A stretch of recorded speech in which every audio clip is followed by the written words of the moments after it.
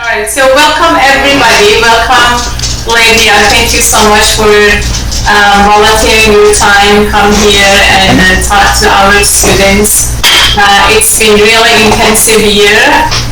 They're ready to graduate, and we look forward to hearing from you, your career path, the opportunities out there, and they keep sending CVs and building their network to find a great job that they love.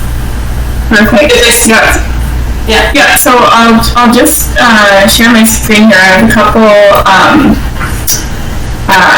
slides to go through, and what I was hoping to do is, while we're waiting for that to load, is to kind of review through two aspects. One of them being the unique aspects of, so the company that I work with, Manna Research, is a large Canadian site network, so I wanted to go through a little bit of the nuances of how the different positions function when you're working in a larger network. They're slightly different than if you're working in a CRO or a sponsor company, or if you're working in like an individual site or in a hospital-based system. So try to give a little bit of kind of the background and nuances of the way that we have found clinical trials to operate most efficiently with that network setting, and then also going through some of the different areas of clinical research that we've been working in, the different therapeutic areas, and the nuances of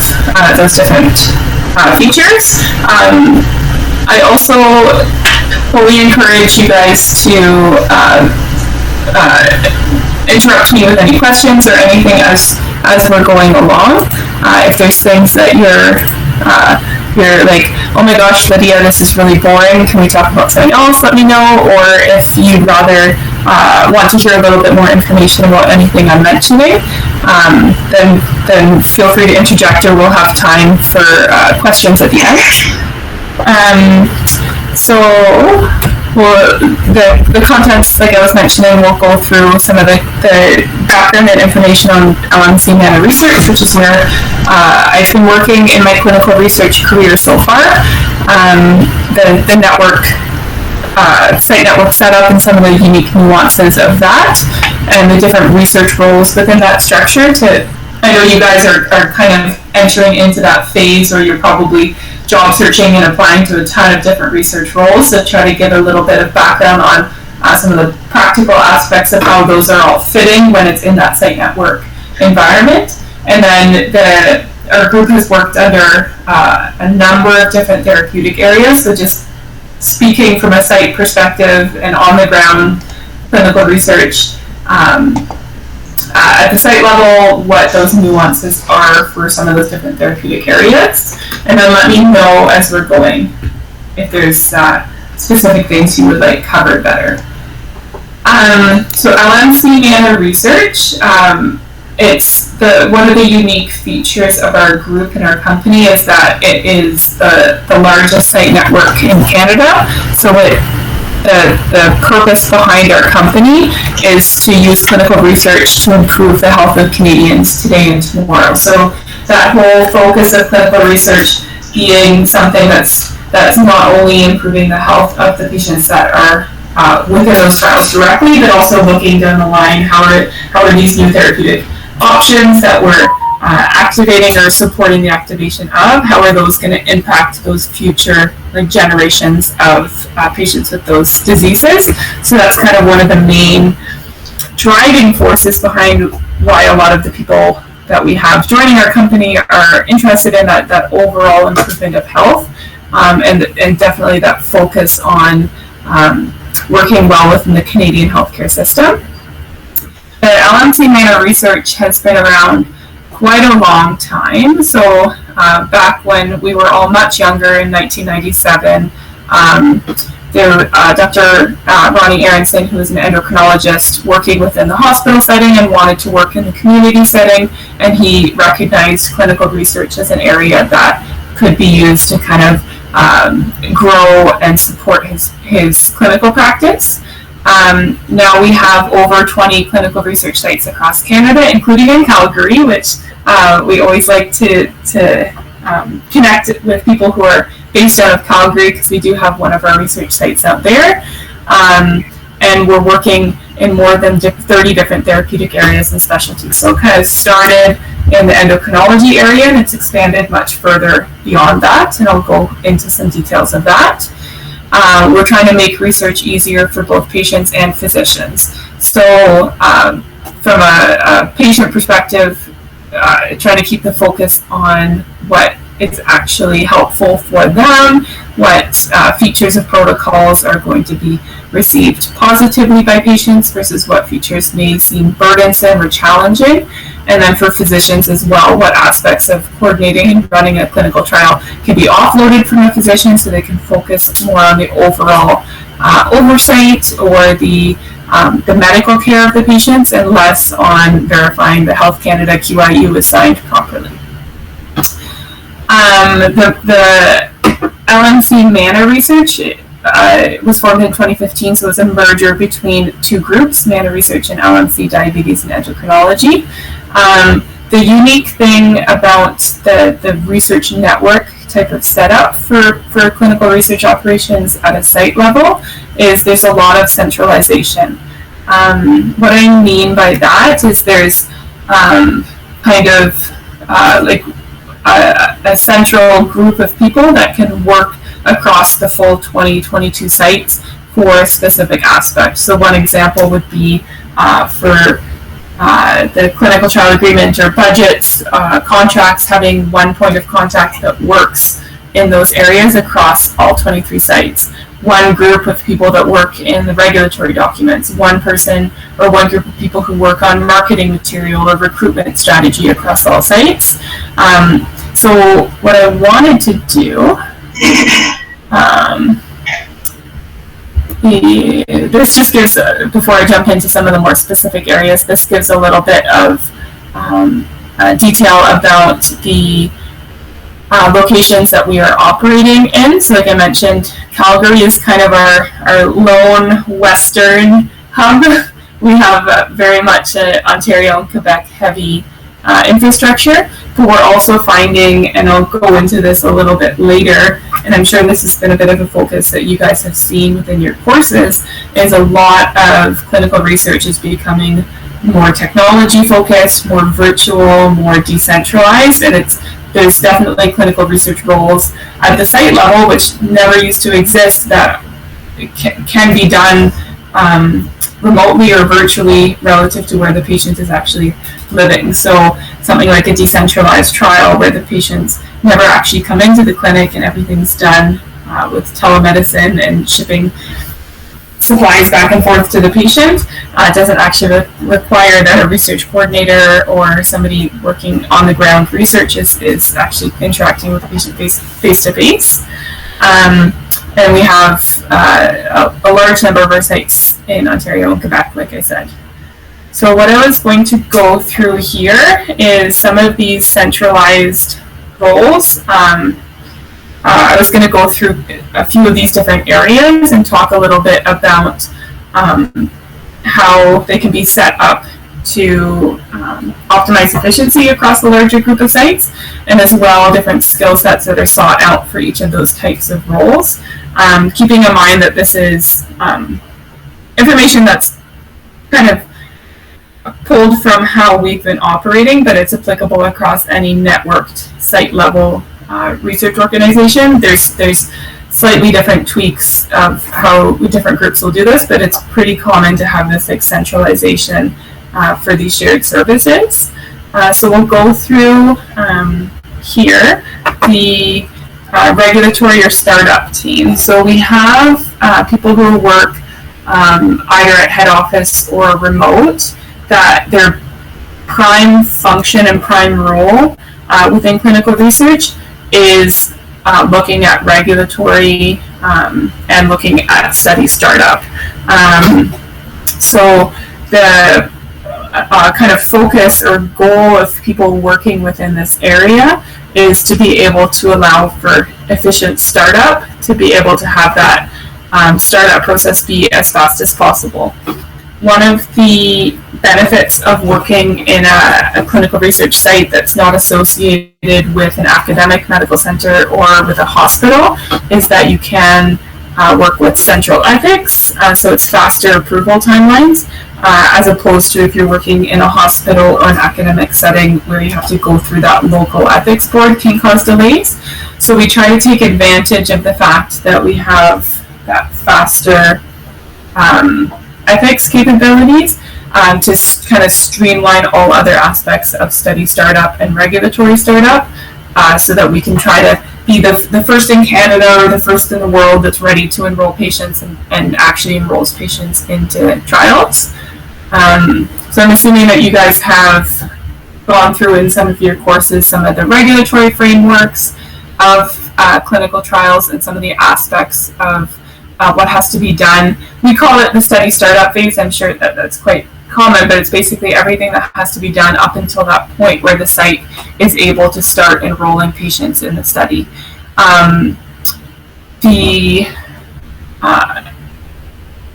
roles that we normally have within our regulatory and startup group, so we have people who are specialized specifically in budgets and contracts. So that's typically someone who has strong negotiation skills for going back and forth with negotiating those budgets, and strong organization capabilities in terms of being able to keep track across a high number of sites and a high number of studies, the status of of the contracts and getting the required signatures and having the attention to detail to ensure that those contracts are all following the correct format and we're not missing anything specific. So it's kind of a high attention to detail and good negotiator kind of features that are looked for in that role. Regulatory specialists are people that are working through the process of getting all the regulatory documents up and running, completing research feasibility questionnaires, doing follow-up if there is updated protocol amendments or new versions of informed consent, kind of keeping all of that really high importance information, having that high focus on that. The regulatory specialist in some ways almost has a business development type of role in some capabilities where they're completing research feasibilities, so filling in the questionnaires, saying what features about the site would make that site good for completing that study. So it's almost like a pitch where you have to highlight the aspects of your site setup and the database of patients that you have that is going to make that site able to be fully successful in the trial.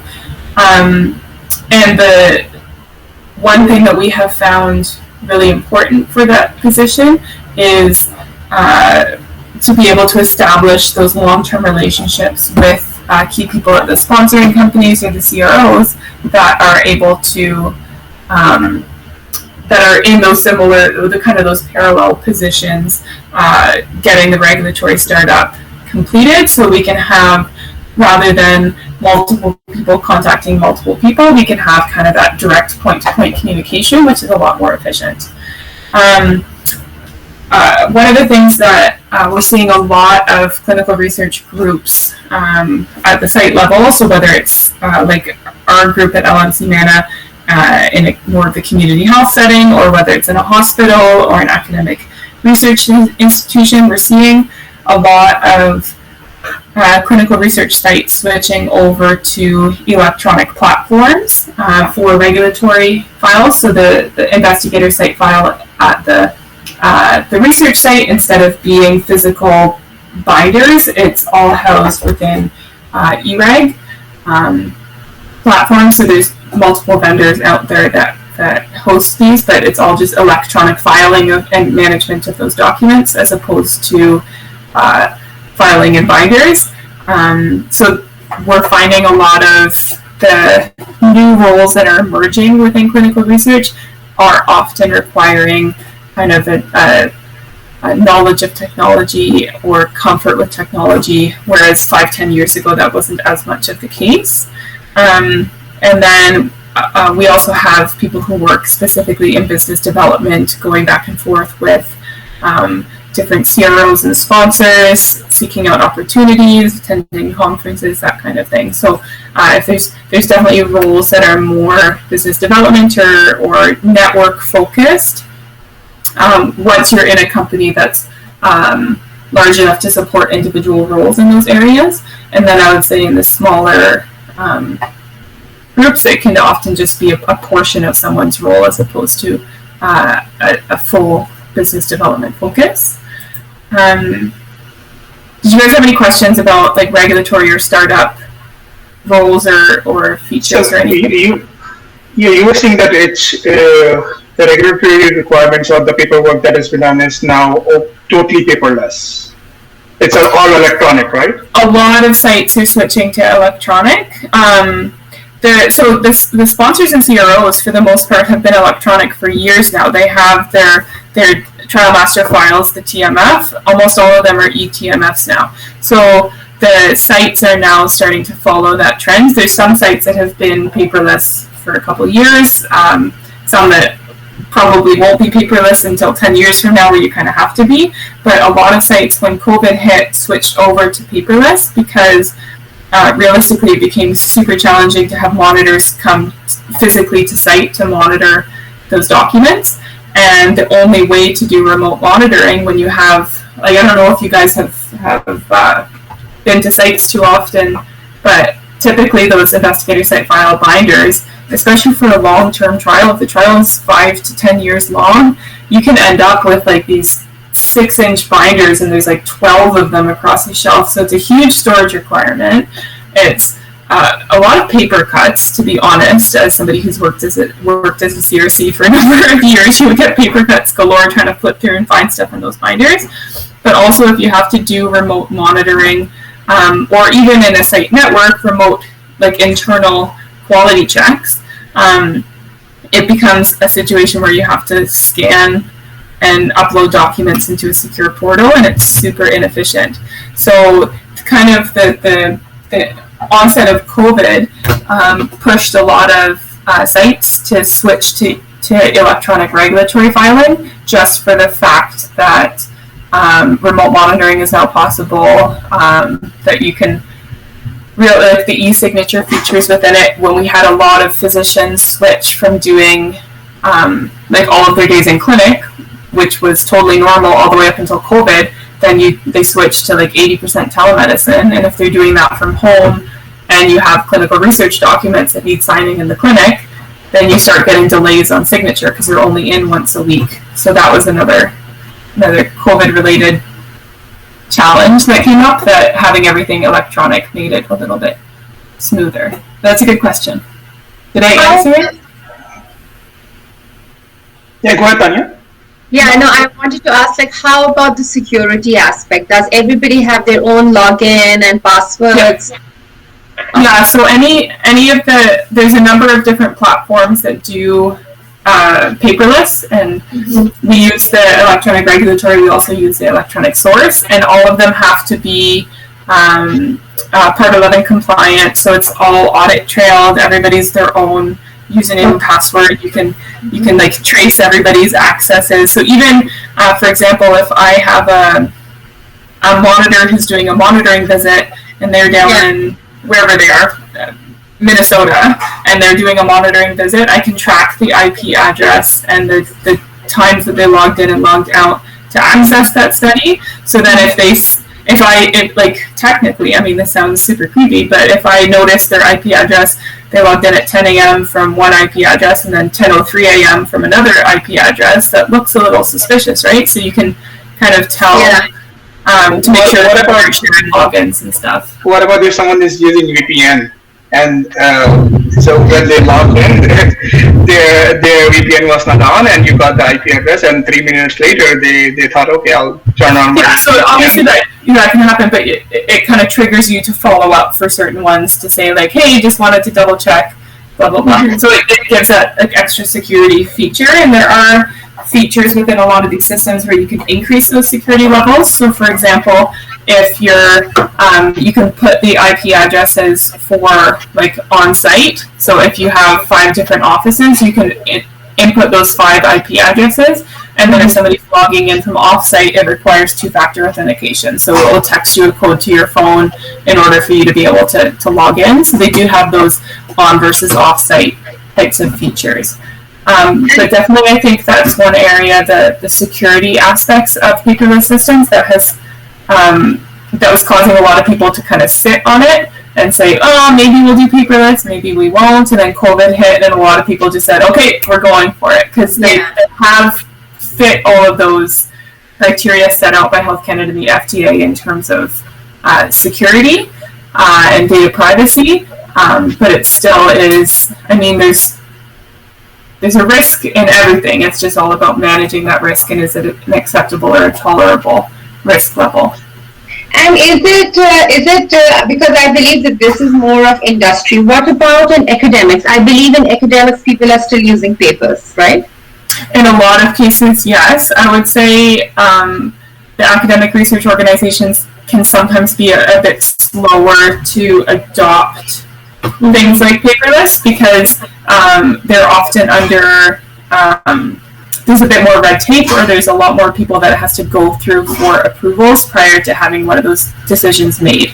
So our group, the group that I work with, is not under like a specific university or a specific hospital. So as long as it goes through like our research president, then we're pretty much good to go. We have to obviously do our due diligence, but it's not like it has to go through like 18 different approval processes to have something happen. So you could be a little bit more nimble.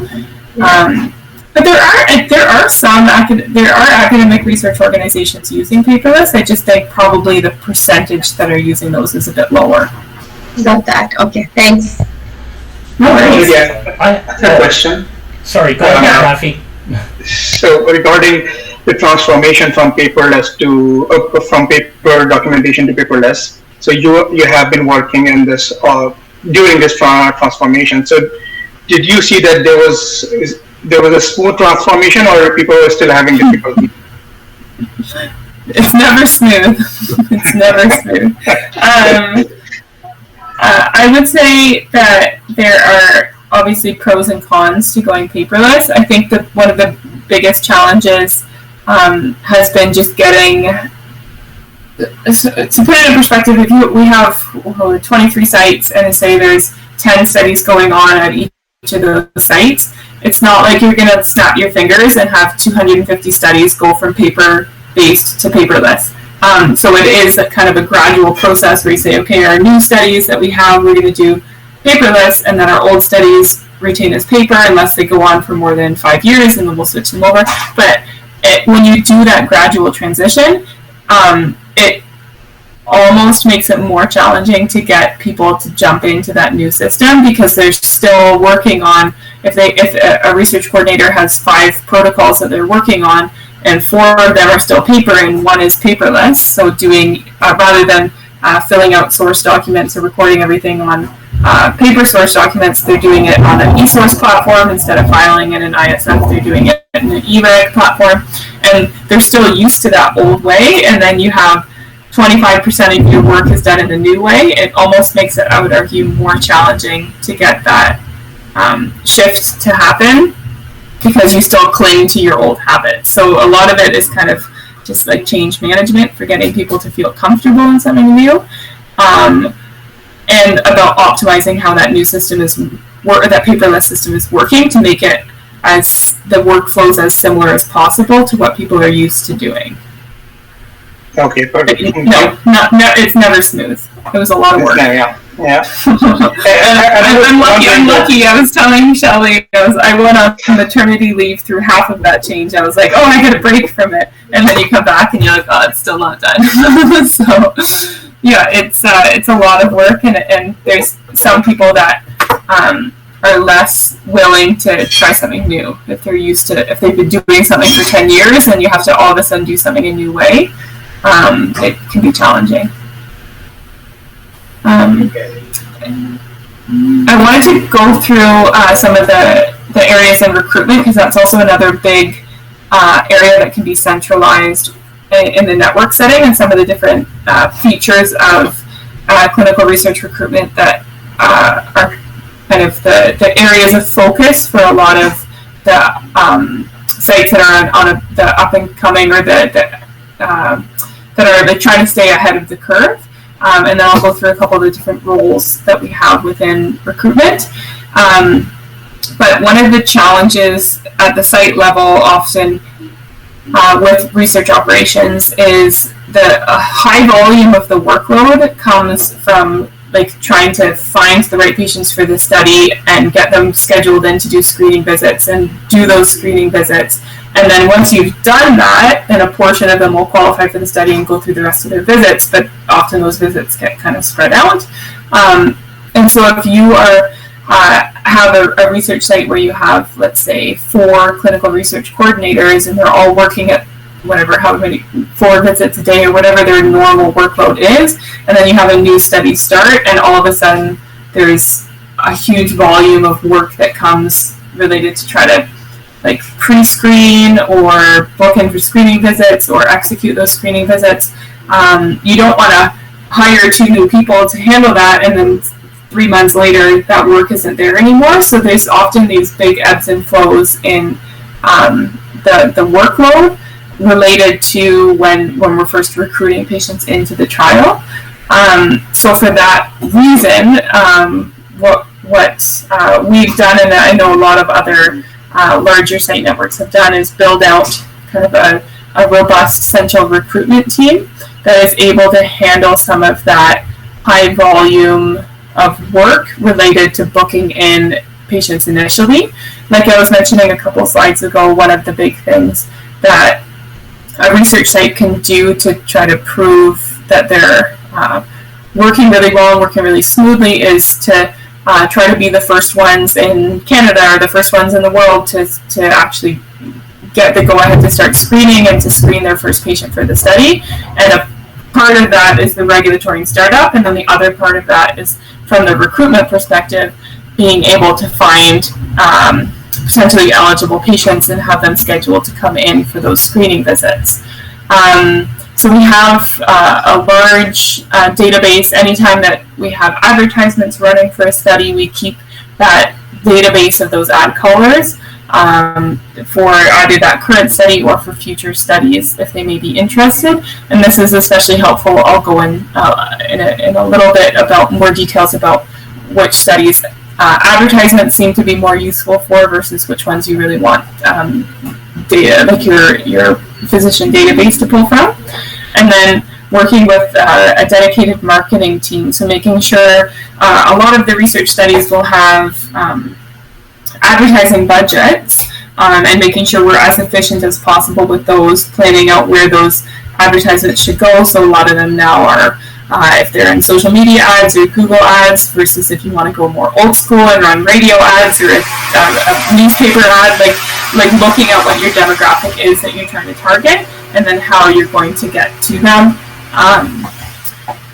We also have, this is done quite commonly more within like the study sponsor groups, is looking at like focus groups with your patients and finding out what prompts them to enter clinical research studies versus what they're nervous about. And from our perspective, we're like, why does that only have to be the pharma company that's doing that? So we've tried to seek out patient advocates or reach out to patients and get feedback on what they're finding enjoyable about a research study, what they're finding burdensome about a research trial, and then doing what we can to make that patient experience as enjoyable as possible.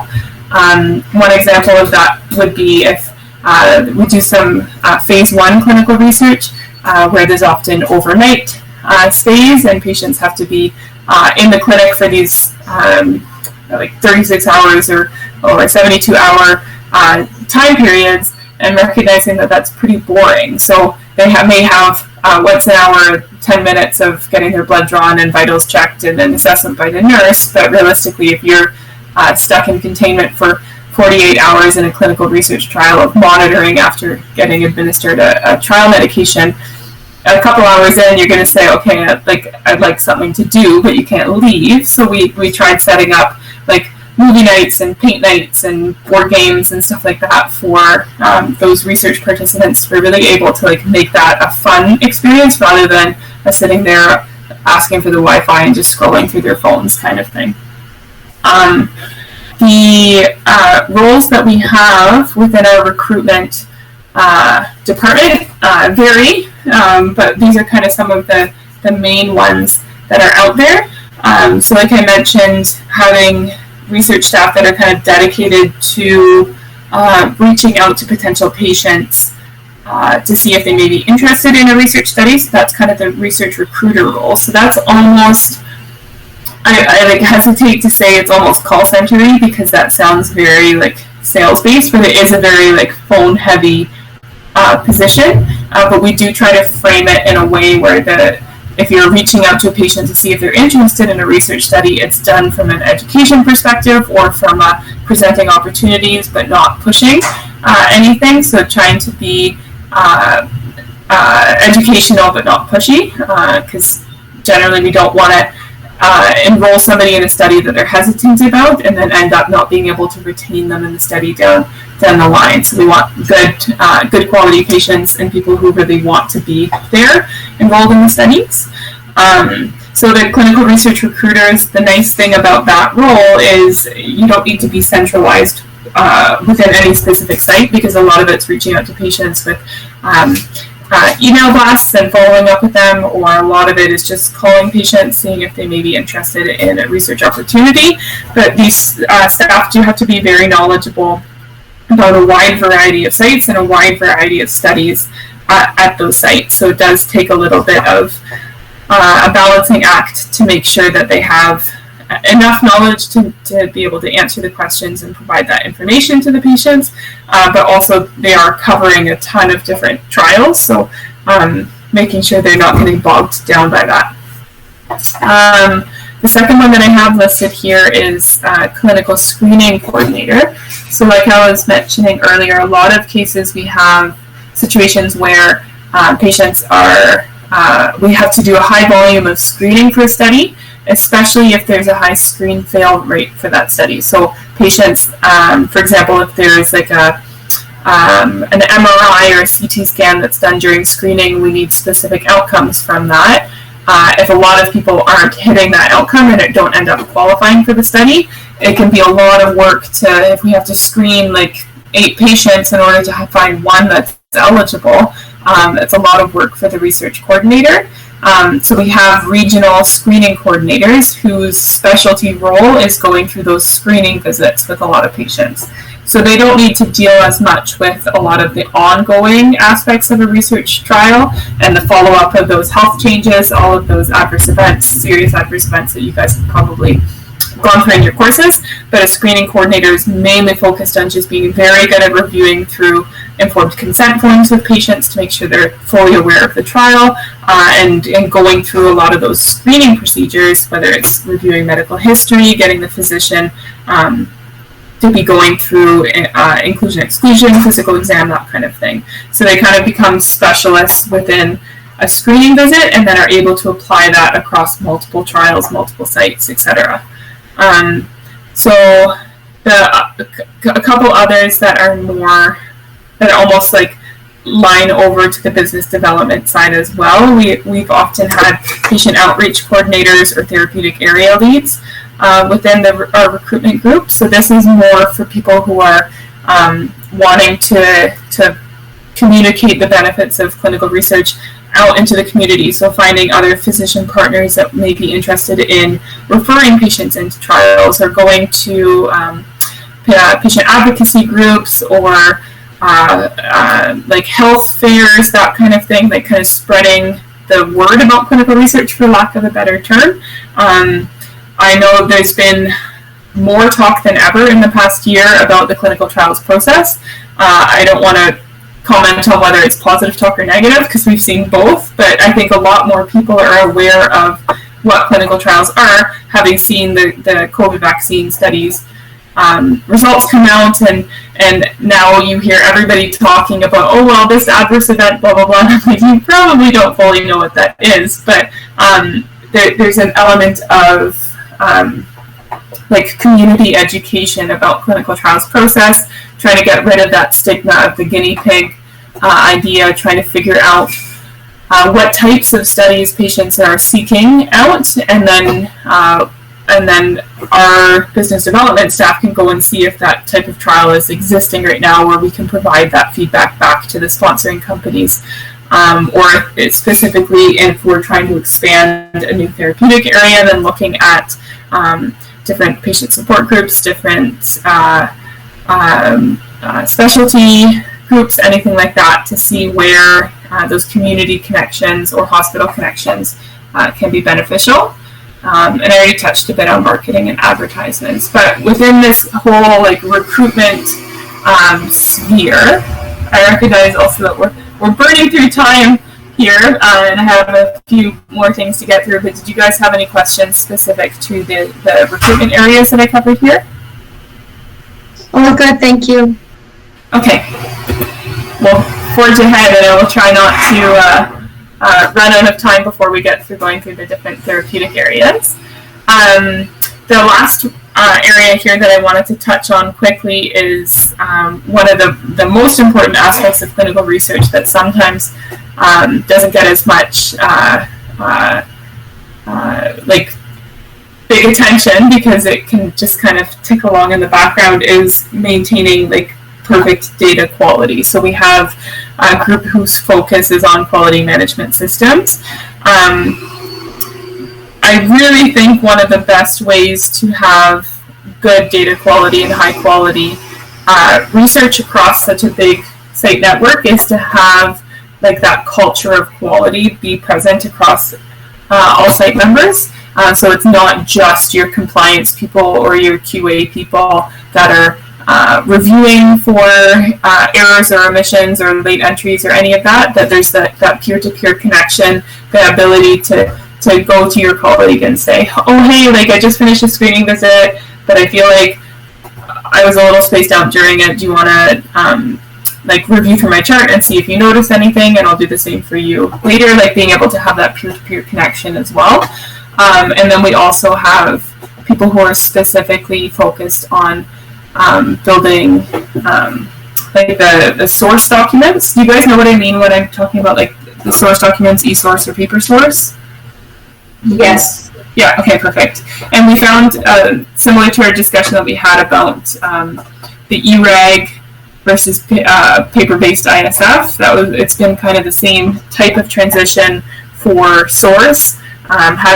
We normally have people whose primary role or focus is on creating those source documents, and they had to do a full transition. They were so used to doing it all on paper, and they had to kind of learn the whole system to make those source documents in eSource, but not only just make them, but also figure out how are these going to be streamlined to be super efficient, how are these also going to be streamlined so that our data quality is as high as possible. So which data field do we want to like prompt a reason for change, or which data field do we want to like take you to another page to fill something else in, or prompt you to add a note, or have a note to remind people of something. So trying to make a well-constructed source document can really help improve and maintain data quality, and especially within eSource, where it's all completed directly onto a cloud-based platform.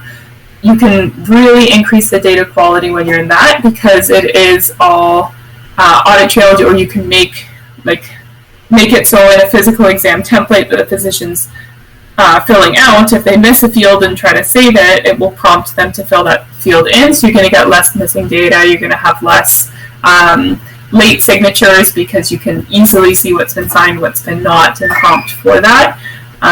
So it kind of helps improve and centralize that quality for completing the visits. And we've used a lot of people in the role, such as clinical trial assistant, which is one of the roles that a lot of people enter into clinical research sites in, like a clinical trial assistant or a clinical research coordinator role. So we have specific CTA people who are really experts in the paperless trials, so doing regional support across eSource and eReg management, to be able to support the quality management system, as well as making sure that data is entered. And realistically, you can also have people doing data entry into the electronic data capture system that the sponsor has directly from the eSource system. So it kind of helps with that as well. But realistically, anybody who's working within quality management at sites, the biggest things that we've found over the past years is that it's going to be best if it's proactive rather than reactive. So you have to make sure that there's enough people working in it that you can actually work proactively, and also risk-based. So if there's newer people who are new research coordinators versus somebody who's worked as a research coordinator for 5 years, you probably have a different type of quality check that you would do on each of those, or if it's a really complex protocol versus an easy phase 4 protocol. And then the last one being approachable. So we don't want anybody to try to like hide or fix a mistake or like cover something up, because that will always come out in an audit every time. So making sure that anybody that's working within quality management has kind of that attitude where we'd rather hear about an error and be able to help fix it, rather than like, oh, I did something wrong, let me try to like scratch it off or cut it out and put white out on it, like all those things that we want to avoid. So creating that culture where we can bring forward issues and be open and upfront with it. So I'm going to go through in the last 15 minutes here some of the different therapeutic areas that our group has worked in, and speak a little bit to some of the nuances or key aspects of each of those therapeutic areas that we've been learning along the way. Just because I know you guys may end up in research roles across many different therapeutic areas, or even a lot of groups that have started in only one specialty area for research, such as LMC started in that endocrinology, diabetes metabolic space. The nature of clinical research, especially more recently, is kind of the number of opportunities within a therapeutic area will flux over time. So if you have a site that only does like Alzheimer's and dementia work, it may be booming now, and 5 years from now have almost no trials. Or if you work in something that's only diabetes, then it might be really busy 10 years ago and not so busy now. So it's kind of an advantage to have multiple therapeutic areas that you're working in, so that you can kind of balance those like new drug development pipelines with what's busy versus what is not as prominent. So I'll go through a couple of them. The first one is kind of the base that LMC started from, which is the endocrine and metabolic. So a lot of our endocrine and metabolic trials, obviously a lot of them have endocrinologists as investigators, but a lot of GPs or primary care can do these trials as well. And we often look at kind of the disease stage that the study is targeting. If it's more the advanced disease stage, then it probably is best suited at an endocrinology specialty site, versus an earlier stage that's more likely to be managed by a family doctor or a primary care physician. So for example, a drug-naive type 2 diabetes patient or somebody who's only on one diabetes medication is more likely to be managed at the primary care level, and then they would get referred to the specialist as their disease progresses. But one of the key aspects of clinical trials within kind of this endocrine and metabolic space is that you are working with patients managing chronic disease. So there's a huge aspect where you have to develop and maintain long-term patient relationships, especially a lot of the research trials in this space can be long-term endpoint trials. So looking at cardiovascular endpoints related to a new diabetes medication. Those are mandatory for any new diabetes therapy, after there was some back in the 80s that were found to actually increase the risk of cardiovascular events. So now every diabetes medication has to go through these long-term cardiovascular endpoint trials, and there's also even some of the non-endpoint trials are quite long in duration or high touch point, because you are doing that management of, okay, what are your blood sugars over the course of this day? What are your like long-term patterns?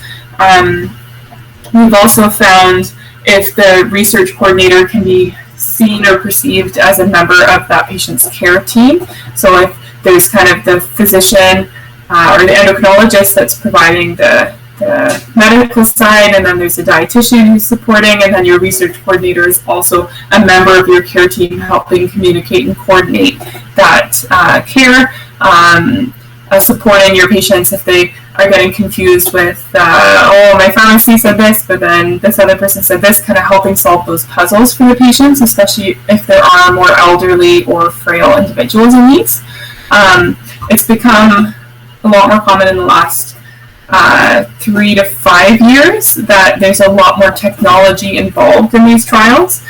So quite a few of the studies will have electronic diary aspects or apps that patients have to download onto their phones to track and connect up with the Bluetooth glucometers or continuous glucose monitoring devices. Like, it seems like every trial there's something new and a new platform that you have to access to manage it, and patients can get sometimes frustrated with technologies that aren't working well. So I would say people who are working in patient-facing research within this area definitely have to have a degree of comfort with kind of troubleshooting technologies. And then also one of the key aspects to success in these areas is to have connections or availability to other allied health services, especially CDE, so Certified Diabetes Educators, whether that's somebody with a pharmacy background or somebody with a dietitian background or a nursing background. Often those are required for diet or exercise counseling during the study. Optometrists are often, or ophthalmologists are often required for doing eye exams for patients. Sometimes we'll have studies that require foot exams or having connections to the chiropodist. So you really do have to have a lot of connections if those health services aren't available within the direct sphere that you're conducting clinical research. So it's a lot of, endocrinology is a very multifaceted specialties. There's a lot of different allied health services that support the care of that. The next one I wanted to go through is somewhat connected, so kind of within the hepatology and gastrointestinal space. We've started doing research in this in the past couple of years, and I just noted a couple of things here. It's again similar to the endocrine. You're supporting a patient through chronic disease, so having that good connections with patients, and even if the patient's not qualifying for study, maintaining contact with them, keeping your research group in mind with them, so that next time that you do have a trial, it's an easy outreach to them. These trials in these spaces are often involving a number of different imaging modalities. So whether it's MRI or CT imaging, or there's very specific types of MRIs that are often required for imaging livers. Specifically, biopsies are often common for both liver and GI, getting colon biopsies or colonoscopies completed. So if it's we work in a community setting, we're not working directly in the hospital, so a lot of the work in this area is establishing those relationships with hospitals for departments that are necessary for imaging or procedures such as biopsies, because without those capabilities, there's going to be a very small number of studies in this area that you're going to be able to complete, because most of them have requirements like that. And one of the other things we've noted is specialists in this area often have wide catchment areas. So somebody who is a hepatologist in London may see patients that live within a 2-hour range in either direction. So if we have connections at the hospital to be able to get the liver biopsy done or the MRIs done, sometimes it's helpful if we have multiple options of which hospital the patient can go to, so that they can go to one that's a bit more convenient to where they live. Not always possible, but it's nice. And then these trials are often not oncology level complex, but definitely a bit more complex than some of the other more basic endocrine trials. So making sure the right fit of trial is there for the site. I promise I'm almost done. I won't keep you guys over. I'll touch briefly on dermatology. We work with a number of dermatologists as well as primary care physicians on dermatology studies. I would say within this space, it's true for all research areas, but I would say especially for dermatology because it's such there's such a huge variety of conditions and variety within those conditions as well in the dermatology space that the patient database, the electronic medical record that the physician is using to keep track of their patient database has to be well searchable. So often, sometimes, especially newer physicians will see a protocol and be like, oh yeah, this one's on alopecia. I have tons of patients that come in with alopecia.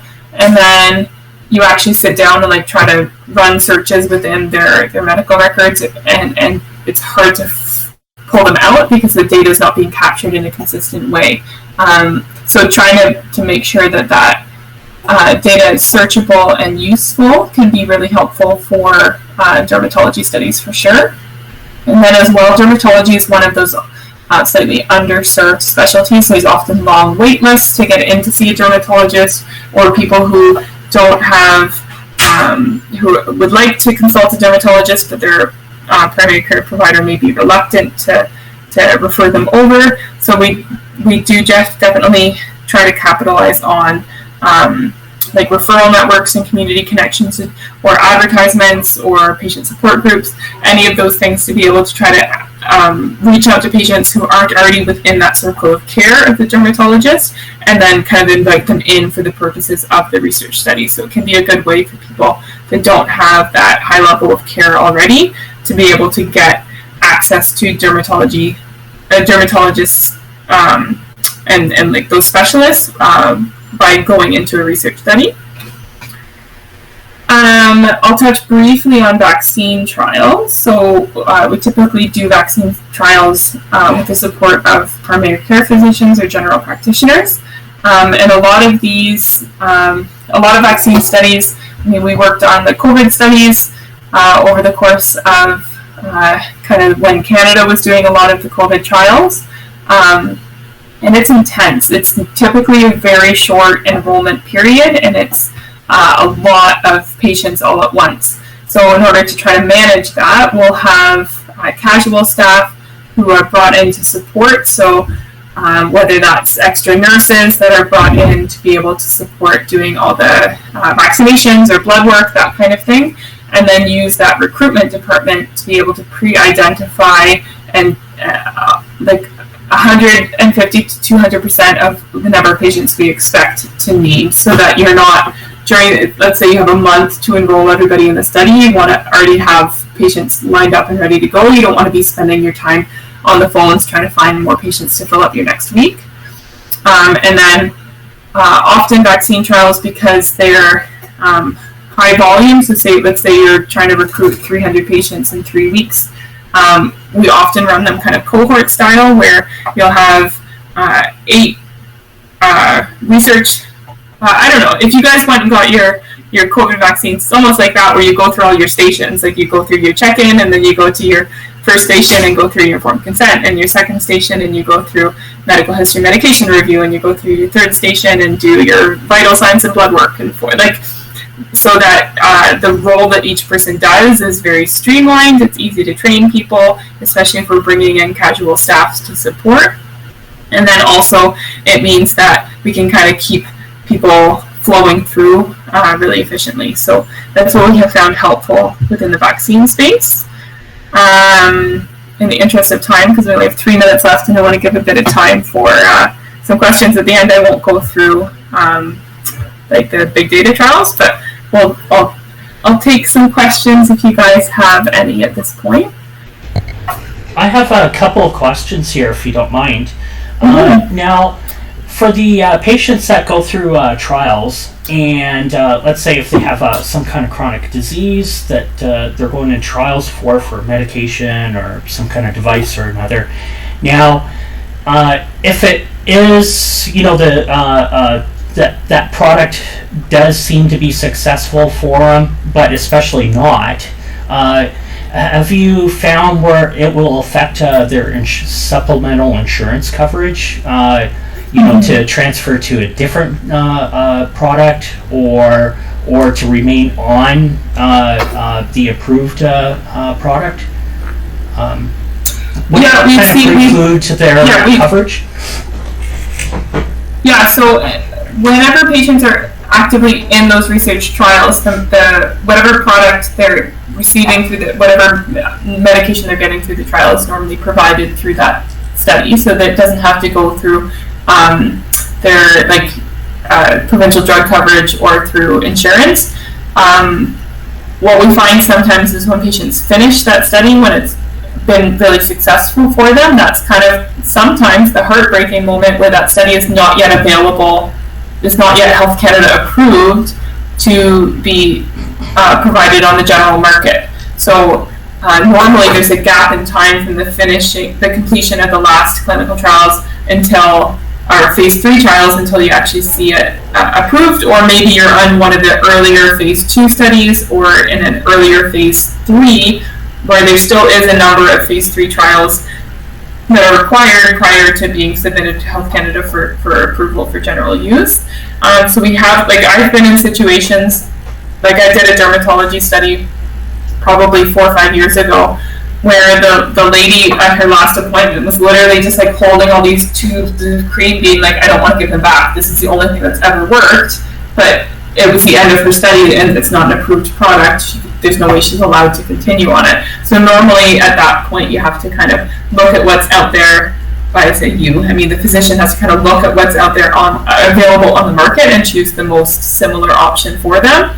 But it is one of the things that makes people sometimes hesitant to go into a research trial. They're like, especially the shorter ones, they're like, well, if it works well, can I continue on it? And the answer is normally no.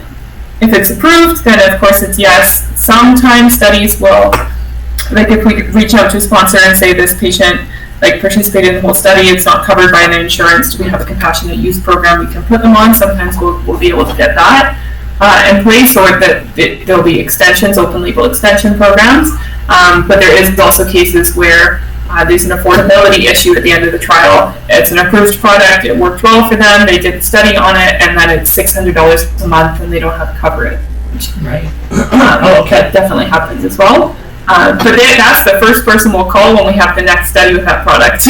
Right. So, and do you also get partnerships with governmental agencies and let's say universities too for orphan drug programs, for developing treatments for very rare diseases that were most companies it's not feasible for them to do research on it because it is so rare, right?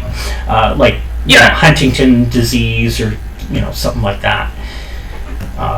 We definitely see a lot of rare disease studies come across our desk. I would say not all of them have been super feasible within our structure that we have. There are some trials that we've seen that have been looking, for example, for rare genetic mutations related to obesity, and they want a whole bunch of sites to run this one basic pre-screening blood test on a lot of people, thousands of people, in order to find those 10 people with that one genetic mutation to be able to do their trial. So we've done some of those kind of we'll run this one blood test on everybody who walks in the door who fits these 5 different very general criteria. But I think more often it's research groups who have a specific focus on that one rare disorder that would end up running that actual clinical trial. Right. They have that big network that they're pulling patients in from. Because you just have to. There's, you look at type 2 diabetes. There's 1 in 2 or 1 in 3 people have type 2 diabetes. Now there's such a huge number of patients to pull from, versus if you're looking for something that's very specific, you definitely need to have that big referral network established for it. Right. And then, so you were saying about genetic diseases too. So you do your company does work with gene therapy, using retroviruses or anything like that too, or? Sorry, you're cutting out. You're cutting out a tiny I'm bit. sorry. So you're mentioning genetic disorders. So do you do research on gene therapy using like retroviruses or anything like that, or CRISPR? Good question. Yeah, we haven't ourselves, but there definitely are. I think a lot of that's done more in the hospital or academic research organization setting, but there's definitely trials. Sorry, in those areas. I'm just seeing the question in the chat, Rafael. You were saying, like for the COVID vaccine studies, if the vaccine was approved before the end of the trial, if they had drugs for chronic conditions, like you mentioned, if they're effective but not yet approved. Yeah, I mean, I highly doubt something outside of like a COVID-19 vaccine would get that like emergency approval, emergency authorization prior to the end of the study. We see very much more commonly that it's just kind of that tough conversation with the patient saying it's not yet approved. We'll let you know once it is. But typically, I mean, in a lot of these trials, and I'm sure you guys went through this, there's interim analyses that they're doing, and if they're seeing that a research study is showing clear efficacy prior to the projected end of the trial with an interim analysis, then we'll sometimes see studies being canceled because it's already proved efficacious. There's no ethical reason to continue that placebo-controlled or standardized trial because we already know that drug is better than its comparator, and then they'll submit it at that point for approval to Health Canada. So sometimes we do see studies cut short in order to get that approval escalated. That makes sense. But in that case, if the study has been terminated because it was efficacious, and now we are sending it for the approval, so in the meantime, the patient is getting affected because he or she is not getting the drug. So, I mean, is there some kind of way that they can still get the drug while it's getting approved, or no? They will have to wait. I wish. I don't. To my knowledge, there isn't. Maybe that's what you're gonna go tackle. Go be the change maker. I think that's we need some. That's one of the challenges in this industry right now is needing that kind of bridge, especially for patients who participated in the study and did well. Why can't we provide them with kind of bridging coverage between when the study ends and the approval is there? But I also think that's kind of risky for the companies because what if that approval never happens? If there's something that comes up and Health Canada never approves that medication, then they've kind of bridged like half a bridge and then it still gets dropped, So what happens if we find out that COVID-19 vaccines a year later they had some serious long-term side effects? Well, then we're all screwed, I think. I think that it's all of it's a risk benefit, right? So the risk of COVID rampaging with nobody vaccinated was deemed to be bigger than the risk of vaccinating under emergency authorization with the trial data that they had at that point. I also think I'm not an expert in clinical or in the COVID vaccine studies. I don't think that my opinion should be taken too highly in that. So I'm sure you guys have done like some throughout this year because it's been such a big thing, like some focus on that process. So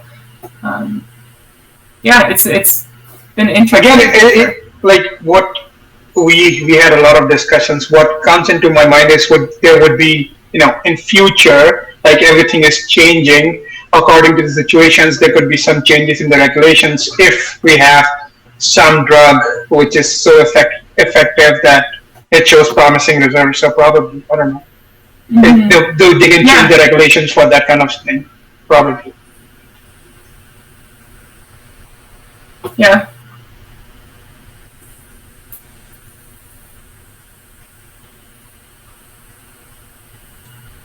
Leonard's being the pessimist over here in the chat. Don't say that, Leonard. Don't say that, Leonard. Stay positive. Well, it'll be nonetheless. Anybody else? I know we're already over time. Did you though. guys have other questions? We don't know. It's true.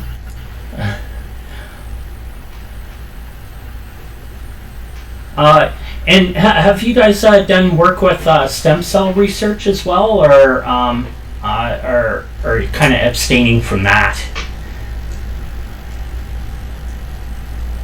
Yeah, we don't have the infrastructure set up to do that research right now. But I mean, nothing's ever counted out. We haven't done like oncology stuff in the Canadian landscape right now. Is so focused and limited into the hospitals. We did kind of a dive about a year and a half ago to see if there was a possibility to set up some community-based oncology clinics and run research studies out of there, because realistically a lot of oncology is now management of chronic disease. It's not like acute care, which is kind of what hospitals should be set up for. So we did an exploration to see if we could set up some kind of a community-based like oncology setting, but there's so much red tape with the hospitals and so much requirement for oncology trials with having hospital-based resources like MRIs, CTs, that kind of thing, that you're just not going to have. You can set up infusion clinics in the community, but you can't set up 3 different MRI machines, or maybe you can, but we need Jeff Bezos to fund us. So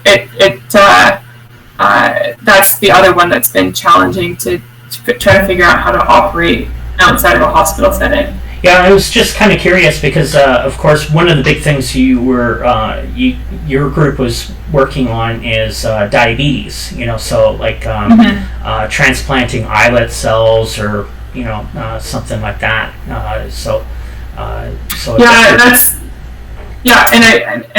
I'm not super up to date on all of that research, but a lot of that sounds like it's more of the research that would be done more at the basic science level, and then once we have it into more of like the treatment-based paradigm, then it would enter into more of something that could be done in an early phase clinical trial. Okay, well, thanks. Great. Anyone has any more questions? One last question. What about, you said that you guys have a site at Calgary, so what are the studies you are working in Calgary? Yeah, great question. So the site that we have in Calgary is integrated within an endocrinology practice, so a lot of those trials at that site are within the diabetes and endocrine space. As the focus. That's not to say that's the only thing that's ever going to be done in that office, but that's where that office, that research site has functioned historically. So we have, I think, 2 or 3 endocrinologists and a couple of research coordinators there. Okay. If any of you guys ever have like follow-up questions or anything about opportunities within our group or any of that, my email is right here. I can send, Shelley has my contact information as well. Shelley, you can pass along my contact info if you need to at any point. Yeah, that would be great. So one more question. Any plan to expand Calgary site? Like what we have? I hope so. Yeah. I hope so, because it's kind of lonely out there. There's so much in Ontario and Quebec, and then I know there's been attempts in the past to try to like build a bit more of a West Coast presence. So with Calgary, like adding more sites in Calgary or adding opportunities kind of like Calgary Edmonton or Calgary Vancouver, we've looked into those kinds of opportunities as well. I would love to see that happen, because I would love to. It's difficult when it's just the one site. Right. Mm-hmm. I would love to see that happen. So I talk with many physicians and people in research institute. I realized that research is not known there, like what we know what clinical research is in Quebec and in Ontario. like clinical research is not developed at all there. So maybe it's an opportunity to put some focus and develop, more therapeutic areas and engage more researchers and physicians there. Because now I talk to people like students, they're very interested, but there is no opportunity to get them involved. The interest is there, but the business is not well developed enough in Calgary. I mean, in Alberta overall. That's my experience talking with people there. Why do you guys think that is? Because, we've been applying for quite some time, like through LinkedIn. So all the CRC positions, and Sherry's right, they're all in either Quebec or Ontario. Why do you think it wasn't so developed in Alberta in general? Yeah, there must be something. I think you guys only like oil and gas. Even that's not doing well these days. No. Okay, it's time for research to come in. I think so. Yeah, definitely. Yeah. Okay. Yeah, I would love to see development. And I mean, there's an increasing number of roles within clinical research that are remote or that are not dependent on where you're living.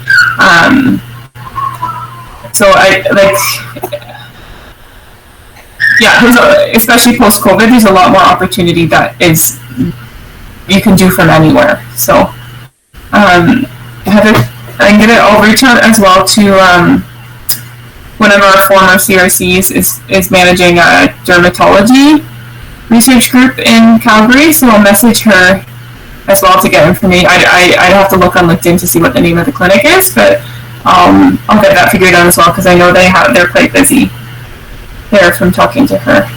So I'll see if I can get that contact info. Shelley, I'll send it to you then. Yeah, sure. So you said dermatology at LMC or another dermatology? No, it's not an LMC. But she's based in Calgary, so I'm assuming I'll try to look up the name of the clinic. Yeah, I think I know that. Let me just. Okay. I don't remember the name. Let's see. I think there is only one derm. Is it called? Dermatology Research Institute. Yeah, okay. Yeah. That's the one. Yeah. Yeah. Sure, yeah. Okay. That would be great. Thank you, Lydia. Yeah. Any other question, anyone?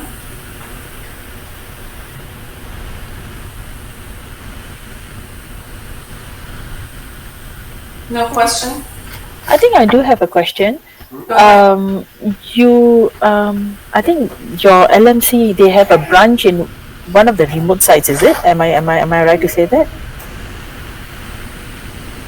Branch in where, sorry? Do you have like a branch, LMC in one of the remote sites? I think Burlington, is it? I'm not so sure. Burlington? Yeah. Yeah, we do have Burlington, yeah. Oh, is it a remote location or it's no, so that's a physical location there. Oh, physical location. Okay. Yeah. Alright, okay. Yeah. Just wanted to know that. Thank you. No, but I mean, we are anticipating that there's going to be at some point more like remote or decentralized trials coming, in which case there's probably going to be like opportunities to be like a research coordinator that is not based out of the site, which sounds kind of crazy to me, but I mean, it may happen. I think it will happen, Lydia. Like, we've been working from home for 1.5 years. I find myself working more now. I don't know if it's way more. Yeah. Like, I'm on my desk and just work and work because nothing else exists. Yep. Yeah. And do you think taking into account for decentralized trials, are we far behind from US or are we at the same level as them? It's a good question. I've talked to people in the U.S. at similar site networks, and they're saying the same thing. They're like, we're ready to do them, and we've let sponsors know that we're ready to do them, but just we haven't seen them come through. So I feel like it will happen, but we're still in a bit of that waiting game. And then the other thing is we don't know how patients are going to find those as well, because one of the key things that patients enjoy in research studies, and I've participated in research studies as a patient as well, one of the nice things about it is you establish kind of that personal relationship with your research coordinator, and you can shoot them an email if you're confused about something, or ask their opinion. You kind of lose a little bit of that personal connection in it. So I'm kind of curious to see how that rolls out, with whether or not patients still feel well supported in that setting, or if it just turns into another medical burdensome thing. So we'll see. But I don't think that we should lose that kind of personal relationship, because I have an example. We had this session for about 6 months now online, and Shelly has been with us, guiding us every day, and we feel like that we have the same kind of personal relation with her if it were a real presence or it's versus online. So we feel the same thing, I think. Or I don't know, maybe it will be. It could have been something different. Yeah. I think it can sometimes be a bit different for people who are a bit older. Sometimes have more trouble establishing that. I know when we switched to doing a hybrid model when COVID hit, there were some people who were gung-ho about it, and then some of the older adult, the people that were in their 80s, early 90s, they were just I don't get it. I come to my doctor's office to go to the doctor's appointment. I don't log into a Zoom call or something. So it can be very different for some people. Yeah, it's true. Got it. Thank you. Yeah. Perfect. I do have to jump into another meeting, but I put my email into the chat box here, so if anybody has follow-up questions at all, feel free to reach out. If you have any follow-ups. But it was nice to meet all you guys. Thank you, Lydia. It's been very, very comprehensive lecture. And now you all know about different roles under startup, under recruitment, under quality assurance and audit. So go ahead and think about it, which one you see yourself in it. And you have my email, you have Lydia's email. We have other speakers coming next week, and just reach out and build your network, and see what you can do, what you can bring in, and make difference. And you're on the right path. Thank you, Lydia. I appreciate it. Thank you, Shelley. Thanks, guys. I appreciate your time. Bye. Yeah.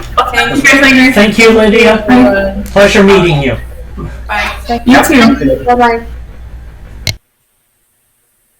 Okay, bye everyone. Bye-bye.